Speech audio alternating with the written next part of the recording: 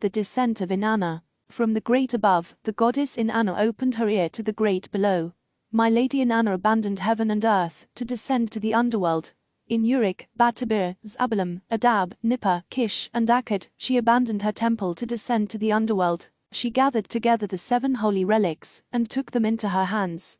With the relics in her possession, she prepared herself. She placed the shugara, the crown of the steppe, on her head. She arranged the dark locks of hair across her forehead. She tied the small lapis beads around her neck, let the double strand of beads fall to her breast, and wrapped the royal robe around her body. She daubed her eyes with ointment called Let Him Come, Let Him Come. She bound the breastplate called Come, Man, Come, around her chest. She slipped the gold ring over her wrist, and took the lapis measuring rod and line in her hand. Then, Inanna set out for the underworld. Ninshaba, her faithful servant, went with her. Inanna spoke to her, saying, Ninshaba, my constant support, my counselor who gives me wise advice, my warrior who fights by my side, I am descending to the Kur to the underworld. If I do not return, set up a lament for me by the ruins. Beat the drum for me in the assembly places. Circle the houses of the gods. Tear at your eyes, at your mouth, at your thighs. Dress yourself in a single garment like a beggar. Now go to Nippur, to the temple of Enlil. When you enter his holy shrine, cry out, Oh, Father Enlil, do not let your daughter be put to death in the underworld.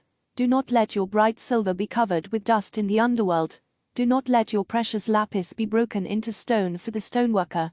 Do not let your fragrant boxwood be cut into wood for the woodworker.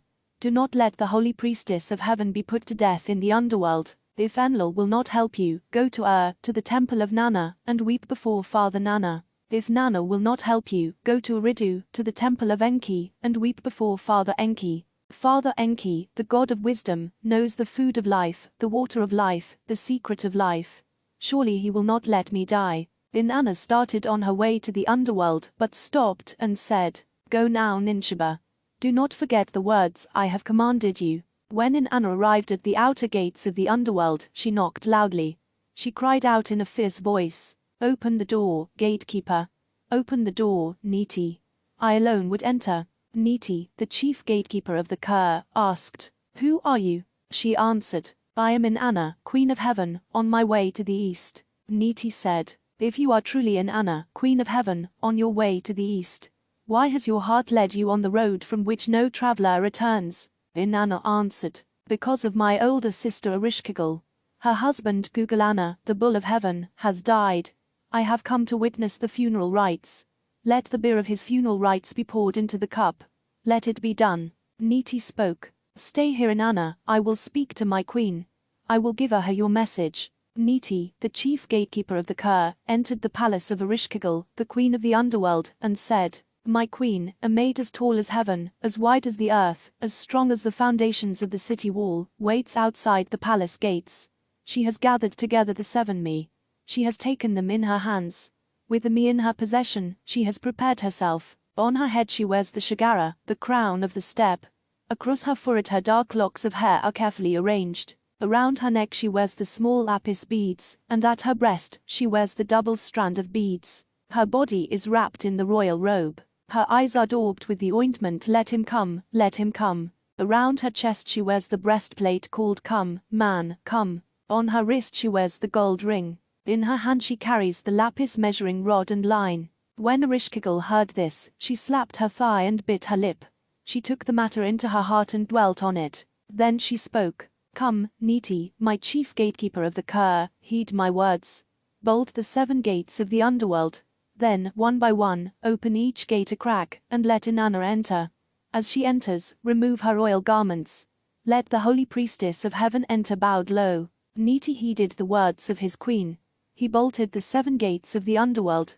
Then he opened the outer gate. He said to the maid, Come, Inanna, enter. When she entered the first gate, from her head the shugara, the crown of the steppe, was removed. When she entered the second gate, from her neck the small lapis beads were taken. When she entered the third gate, from her breast the double strand of beads was removed. When she entered the fourth gate, from her chest the breastplate called Let Him Come, Let Him Come, was taken. When she entered the fifth gate, from her wrist the gold ring was removed. When she entered the 6th gate, from her hand the lapis measuring rod and line was taken. When she entered the 7th gate, from her body the royal robe was removed. Each time a holy relic was taken, Inanna asked, "What is this?" Each time, she was told, "Quiet, Inanna, the ways of the underworld are perfect. They may not be questioned." Naked and bowed low, Inanna entered the throne room. Ereshkigal rose from her throne, and Inanna started toward her. The Enheduanna, the judges of the underworld, surrounded her and passed judgment against her. Then Ereshkigal fastened on Inanna the eye of death. She spoke against her the word of wrath. She uttered against her the cry of guilt. She struck her. Inanna was turned into a corpse, a piece of rotting meat, and was hung from a hook on the wall. When, after 3 days and 3 nights, Inanna had not returned, Ninsheba set up a lament for her by the ruins. She beat the drum for her in the assembled places. She circled the houses of the gods. She tore at her eyes, she tore at her mouth, she tore at her thighs. She dressed herself in a single garment like a beggar. Alone, she set out for Nippur and the temple of Enlil. When she entered the holy shrine, she cried out, "O Father Enlil, do not let your daughter be put to death in the underworld. Do not let your bright silver be covered with dust of the underworld. Do not let your precious lapis be broken into stone for the stoneworker. Do not let your fragrant boxwood be cut into wood for the woodworker. Do not let the holy priestess of heaven be put to death in the underworld." Father Enlil answered angrily, "My daughter craved the great above. Inanna craved the great below.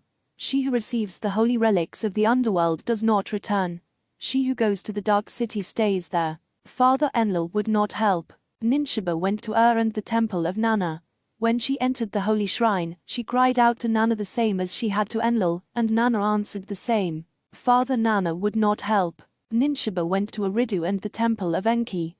When she entered the holy shrine, she cried out the same as she had to Nanna, and Father Enki said, "What has happened?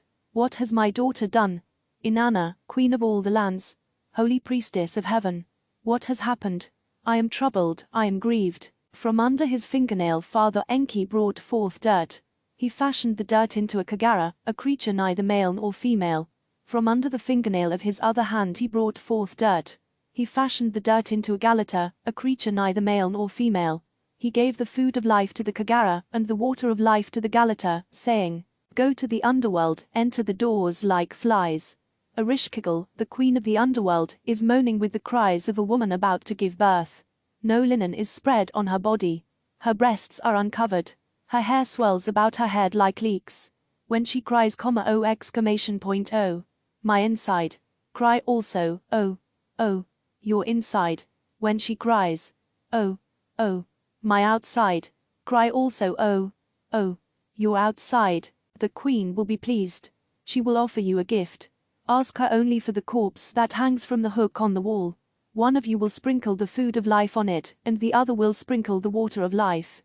Then Inanna will arise. The Kagara and the Galata heeded Enki's words, and set out for the underworld. Like flies, they slipped through the cracks of the gates, and entered the throne room of the queen of the underworld. No linen was spread on her body. Her breasts were uncovered. Her hair swelled around her head like leeks.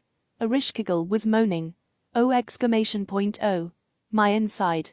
The Kagara and the Galata moaned, "Oh!" "Oh, your inside."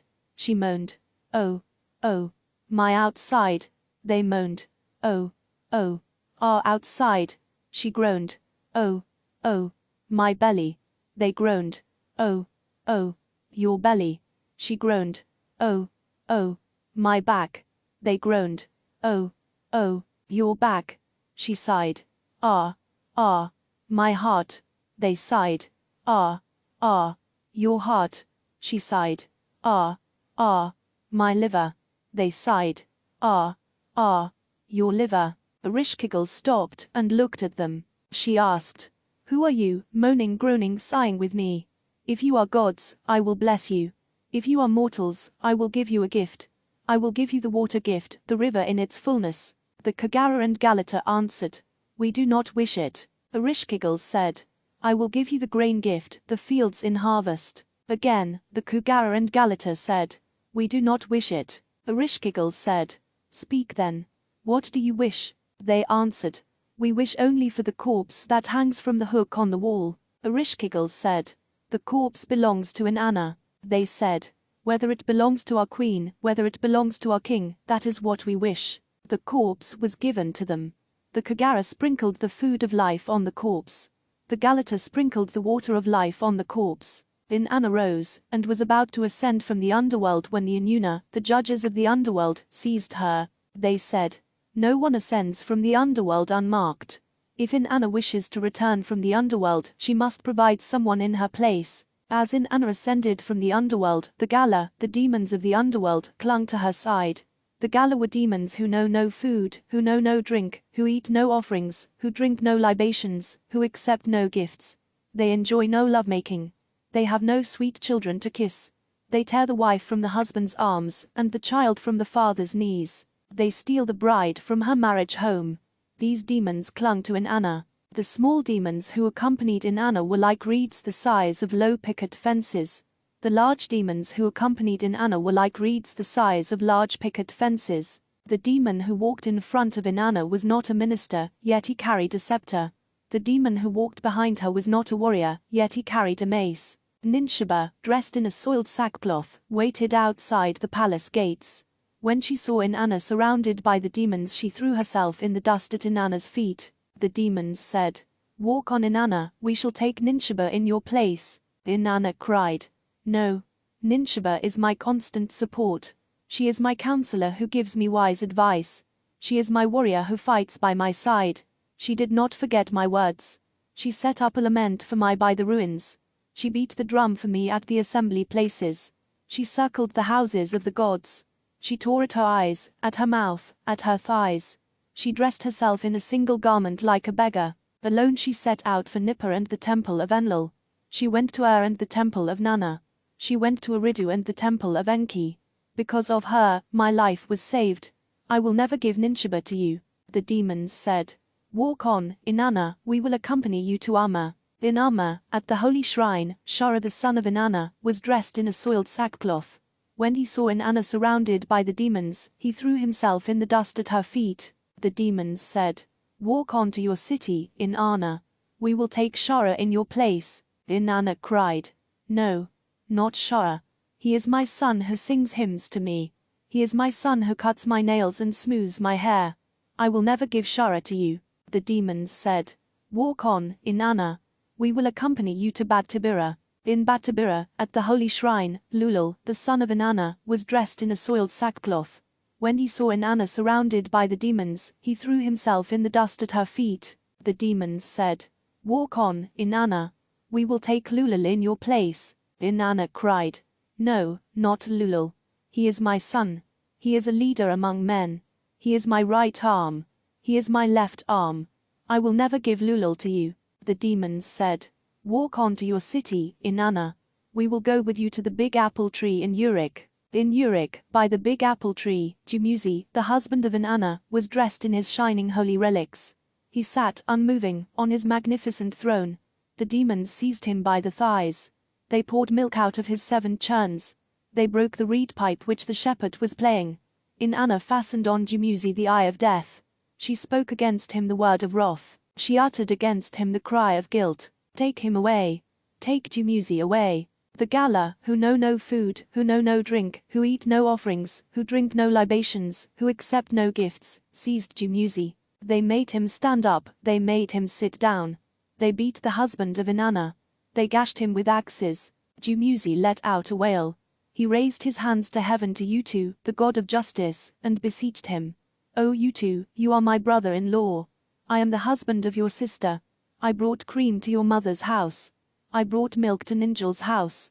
I am the one who carried food to the holy shrine. I am the one who brought wedding gifts to Uruk. I am the one who danced on the holy knees, the knees of Inanna. Utu, you who are a just God, a merciful God, change my hands into the hands of a snake. Change my feet into the feet of a snake. Let me escape from my demons, do not let them hold me." The merciful Utu accepted Dumuzi's tears. He changed the hands of Dumuzi into snake hands, and the feet of Dumuzi into snake feet, and Dumuzi escaped from his demons. They could not hold him.